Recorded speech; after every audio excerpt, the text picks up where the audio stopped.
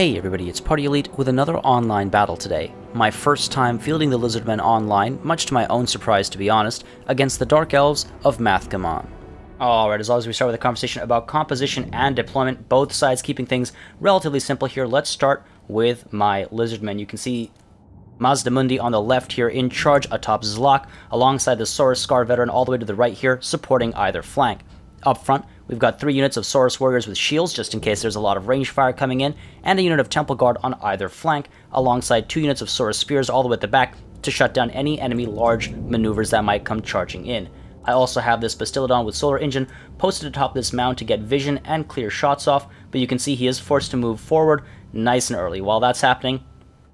let's take a look at the Dark Elves. You can see again, relatively simple in terms of deployment here. We've got Malekith in charge atop the Black Dragon. Up front, we've got a couple of units of Bleak Swords, alongside 3 units of Dread Spears, and then on either flank we do have the Black Guard of Nagaron, just in case I've got any large, heavily armored units coming in, of course. Then at the back we do have 4 units of Dark Shards with shields, able to protect themselves if they get caught up in melee, while all the way at the back, a Reaper Bolt Thrower ranked up as high as possible, just to help its accuracy and damage, I suppose, to try and take care of any dinosaurs I might be bringing in. So with all that said and done, let's take a look at how this battle breaks down. You can see right at the start, most of my army, if not all of my army, is hidden, apart from, of course, the Bastiladon with the solar engine atop that mound, very visible, but also giving me sight. So I'm able to see the enemy, and as we all know, one of my fatal flaws is that I'm very impatient, so rather than waiting for them to get within range, I do creep forward to try and get some shots off, and of course, Malekith does respond, flying towards me, while that Reaper Bolt Thrower is opening shots as well. Not too concerned about that, but I'm a bit more concerned about, of course, Malekith as he comes closer, able to spot my full army, and as soon as he is, I just push forward to try and respond to this Dark Elf aggression. Meanwhile, you'll see I do turn the Bastiladon around, pull it back into some safety so he doesn't get caught out with Malekith, and meanwhile, as Bladewind goes down in the center position over here, you'll see this central unit of Saurus warriors with shields is told to halt. Now,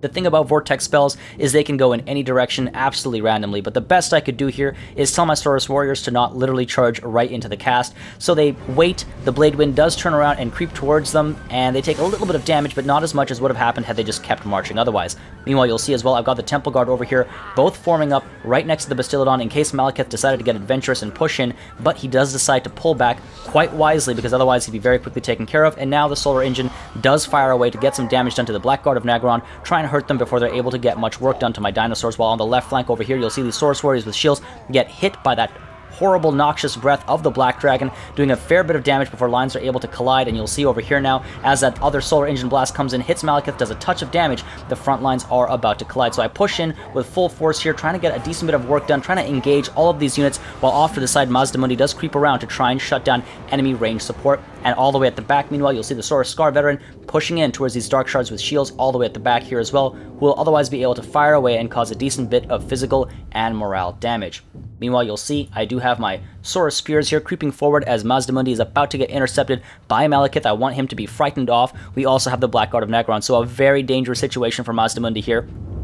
He is hit by Soul Stealer, so that's going to cause a fair bit of direct damage while also healing Malekith. The charge comes in, the Black Guard of Nagaron come in, and he's going to take a lot of hurt there. You'll see very quickly his health does start to fall, while on the right flank here I do send these Saurus Spears to try and provide some support, while the Temple Guard back here do creep forward to try and get a flanking maneuver in alongside the Bastiladon with solar engine. I'm not really eager to look for firing angles here, just want to send the Bastiladon in to get some melee damage done while my front lines are starting to rampage here, so I'm losing control of my front line. A couple of these units of Saurus warriors with shields not willing to listen to orders anymore, while all the way at the back you can see the Saurus Scar veteran now charging forward to try and get a rear charge in here, while Mazdamundi struggles to get away from this engagement and into these Dark Shards here. Manages to do so, causes a tremendous amount of damage. Malekith does give chase, and that's exactly what I want, because I've got the Saurus Scar veteran in there right now, atop a Carnosaur, able to do a lot of anti-large damage. So Mazdamundi now trying really hard to get away from Malekith here, manages to do so, and the Saurus Scar veteran engaging Malekith as Mazdamundi crashes through these Dark Shards atop Zlaaq, having an absolute field day, having a great time throwing these Dark Shards aside, while you'll see on the right flank here, I do have my Saurus Spears as well as the Temple Guard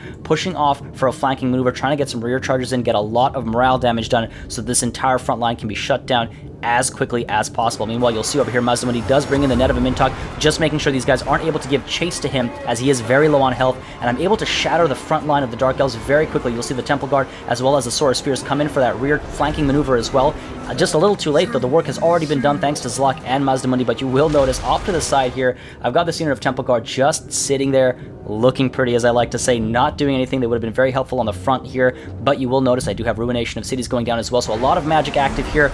flinging as many of these Dark Shards around as possible, trying to break them, trying to get a mass rout to happen. You can see a little bit of Terror kicking in. I also activate Banishment now, trying to hurt these guys on the route, and you'll see at this point in time, Murderous Prowess does kick in, and this is the perfect time for me for Murderous Prowess to kick in, because so many units are routing, they're not actually getting any of that help in, they're not able to cause that extra damage in. But of course, we do have the Blackguard of Nagaron here, very much willing to fight, pushing into my Saurus Warriors, who of course turn around to engage them as they are rampaging, while my Saurus Scar Veteran as well, trying hard to engage Malekith, trying to shut down enemy leadership, but he is able to dive into the Temple Guard and try and cause a bit of hurt there, but of course they are anti-large, so they're not having the worst time of their lives. While back here, another Blade Wind does go down, causing a decent bit of pain to my Temple Guard as well as these Saurus Warriors with shields.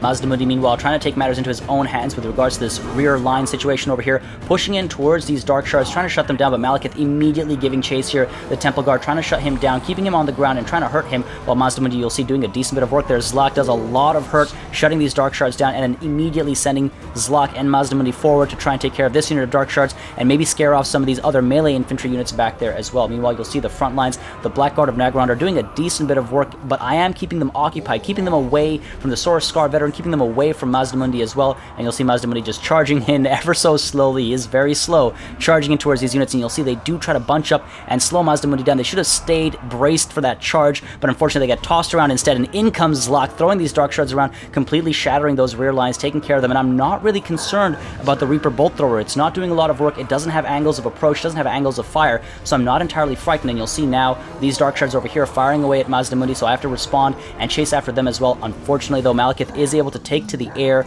so there's no reason for my Saurus Scar Veteran to stay here anymore. I send him after these Dark Shards, but as soon as I notice that Malekith is turning around and giving chase to Mazdamundi, I have to think better of this situation over here. Mazdamundi is very slow. He will be caught by Malekith, so instead I turn the Saurus Scar Veteran to try and shut down Malekith. As soon as he lands, I want to chase him, and Malekith, having noticed that, should have actually peeled away, but instead insists on giving chase, lands, does a decent bit of hurt to Mazdamundi. He manages to crash through these Dark Shards, does a decent bit of hurt there as well. The Shield of the Old One goes in just to help out with leadership and with that magic resistance just in case Malekith tries something clever. In comes the Saurus Scar Veteran as well, also protected by the Shield of the Old Ones, and you'll see very quickly now Malekith drops in health, drops in morale, routes, doesn't want to fight anymore, but the Saurus Scar Veteran has other plans and absolutely destroys Malekith, slaughters him as Mazdamundi just barely able to creep away with a little bit of health left. Meanwhile, you'll see this unit of Temple Guard finally getting involved after just relaxing back there for far too long, pushing in and now looking to finish off these Blackguard of Nagaron, maybe get a rear charge in or two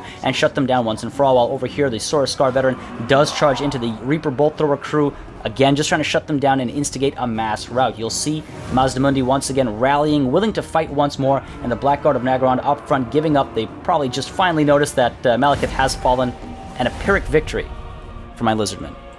Now, the Bastiladon with the Solar Engine was by far my weakest performer in this battle. Though it did some decent morale damage, I was unable to use it effectively at the start of the battle, and it was ultimately a waste of points. Mazdamundi, on the other hand, worked double time in melee and with magic, killing nearly a quarter of the enemy's forces and successfully baiting Malekith for his demise at the hands of the Saurus Scar Veteran.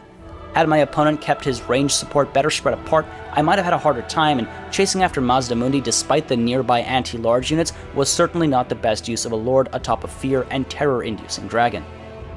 As always, make sure you subscribe to this channel for more Total War content. Online battles and Total Breakdown will bring you a constant flow of tactical analysis and advice, and naturally, we're always keeping an eye out to the horizon. Thank you very much for watching, and I look forward to meeting you on the battlefield.